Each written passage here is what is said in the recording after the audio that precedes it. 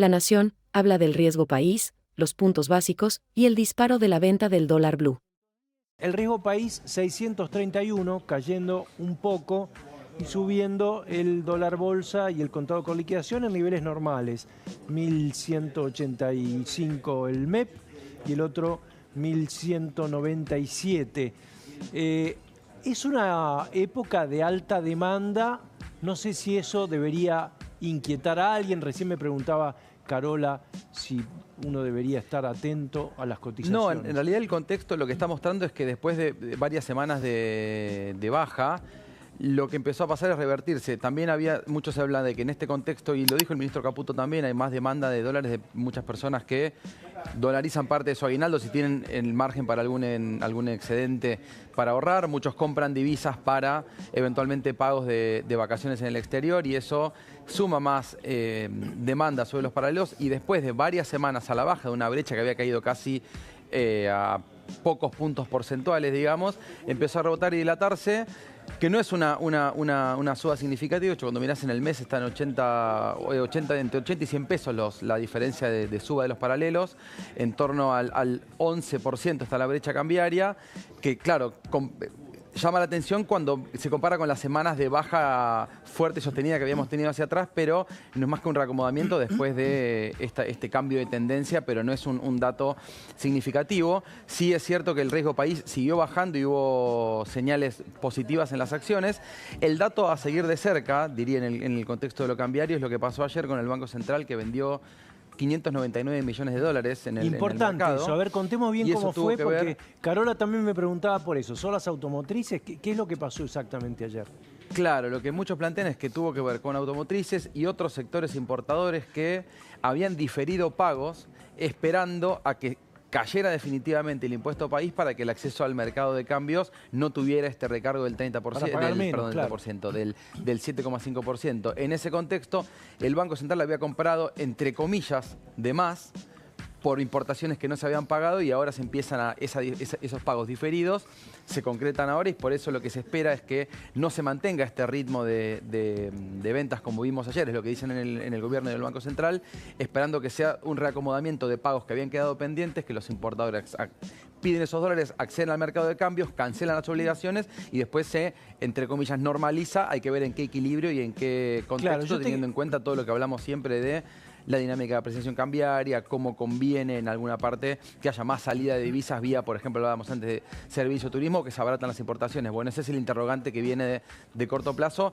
En el gobierno lo que plantean es, no va a ser, o no esperamos que el ritmo de ventas se mantenga en estos niveles, que fue de los más altos de los últimos años. 6 años, porque ¿no? Concentrados mucha salida de dólares en un solo día. Claro, yo te quería preguntar eso, ¿no? ¿Hay muchas empresas que postergaron pagos y que se lo están guardando o ya esto fue como un efecto, bueno, todas al mismo tiempo y por eso se concentraron ayer? Porque esa es la incógnita. Lo que te plantean muchos consultores y economistas que trabajan con las empresas es que eso se había dado, sobre todo en las últimas semanas, justamente porque se preveía que, caído el impuesto país definitivamente, se iba a ser más barato y más conveniente hacer los pagos. Muchas importaciones que se habían hecho, pero no se habían pagado y no había estado el acceso a las divisas para hacer los giros al exterior. Bueno, la incertidumbre es, hay que ver en qué margen se plantea y en qué contexto se da, en qué magnitud, pensando también en cuál es el stock de reserva final que tiene el Banco Central. Recordemos que en algunas semanas, en enero, hay vencimientos importantes de capital y de intereses, claro, de deuda, que va a impactar también negativamente en las reservas. Entonces, bueno, todo lo que tiene que ver con la tenencia del Banco Central, que de hecho, otro de los temas que si querés podemos conversar, que está vinculado a esto, tiene que ver con los planes hacia adelante, donde el Banco Central, siguiendo muy de cerca esta variable, planteó para el año que viene sus lineamientos. Ayer difundió el informe, ¿no? Sus objetivos o sus planes. Y entre otros puntos lo que plantea es seguir fortaleciendo las reservas y que eso sea una condición para eventualmente salir del cepo. Y en ese punto también lo que plantea es eventualmente algún tipo de acuerdo con el fondo que permita recomponer los stocks y el balance del Banco Central podría facilitar o acelerar la salida del cepo definitivamente, como planteando algo que está en la agenda del primer cuatrimestre. El gobierno ya lo confirmó, pero su stock de reservas y la dinámica de compra o ventas en el mercado es, diría que la variable central de la dirección del Banco Central en el corto plazo. Plazos no dio, ¿no? El Banco Central para salida del cepo o acuerdo con el Fondo Monetario. No hubo plazos. De hecho, cuando el gobierno, desde el Poder Ejecutivo, el Ministerio de Economía, se habla de un acuerdo con el fondo, se estableció para el primer cuatrimestre. Eso es lo único que trascendió desde el gobierno. El Banco Central lo que plantea es, vamos a atender a la baja de la inflación, a seguir manejando las variables macroeconómicas. También habla de agilizar cuestiones de medios de pago, con los QRs y cómo que se pueda utilizar en el transporte y otros medios de pago.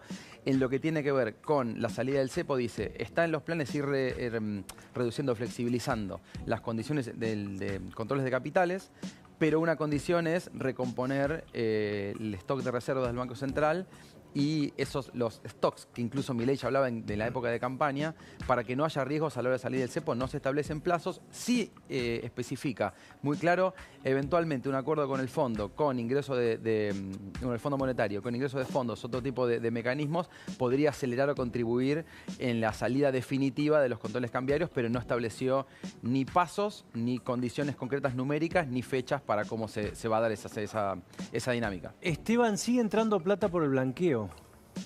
Sí, en realidad lo que se informó fue el resultado de la última etapa que se concluía en septiembre, se extendió hasta octubre, después se extendieron algunos días más para quienes por ahí habían iniciado el trámite pero no habían concretado el ingreso de fondos. Se habla de que entraron 9.000 millones de dólares más entre dinero en efectivo y otros como bienes inmuebles, participaciones en empresas y demás. En total fueron alrededor de 32.151 mil millones, ahí lo estamos viendo. En lo que tiene que ver con dinero en efectivo, tanto en cuentas bancarias como en ALIC, sociedades de bolsa, algo más de 23.000 millones, que eso es también lo que empezó a dinamizar, que muchas empresas tuvieran acceso a préstamos en dólares para financiarse y eso también favoreció al Banco Central comprar reservas, que es lo que vinimos viendo en los últimos, te diría, 2 meses a partir de que el blanqueo tomó forma y llegó a los números que estamos compartiendo. Para tener una real dimensión, es el equivalente, lo que entró en 2 meses, a lo que entró en la primera parte de la convertibilidad en los primeros 5 años. Digo, para que veamos la magnitud de la plata que los argentinos, por desconfiar, tienen fuera del sistema. Imagínate si confiáramos, ¿no? Y de hecho, esta es una parte menor cuando se habla de las estimaciones de dólares que los argentinos tienen fuera del sistema, declarados, claro, incluso no declarados, es muchas veces más de lo que se ingresó efectivamente al blanqueo, que como mismo planteó el gobierno, hubo discusiones al respecto, no tuvo un fin recaudatorio, sino de remonetizar, de que ingresen divisas al sistema financiero local que habían estado por fuera del sistema por desconfianza, por incapacidad de encontrar otros mecanismos de ahorro. De hecho, los datos del INDEC hablan de que hay más de 250.000 millones de dólares que los argentinos guardan declarados fuera del sistema, para dar un poco la magnitud de la comparación con el blanqueo. Y lo que apostó el gobierno es que sea no recaudatorio, es decir, muchos se cuestionaron ahí, pero estamos no cobrándole impuestos o penalidades a quienes evadieron. El gobierno dice, no queremos que esto sea un fin recaudatorio, sino que empiece que todo ese fondo que estaba fuera del sistema ingrese al sistema local para generar créditos, para generar mayor movimiento en inversión productiva y demás. Esteban, si no te veo, feliz año. Igualmente, saludos para todos. Liotti por atrás. Abrazo grande.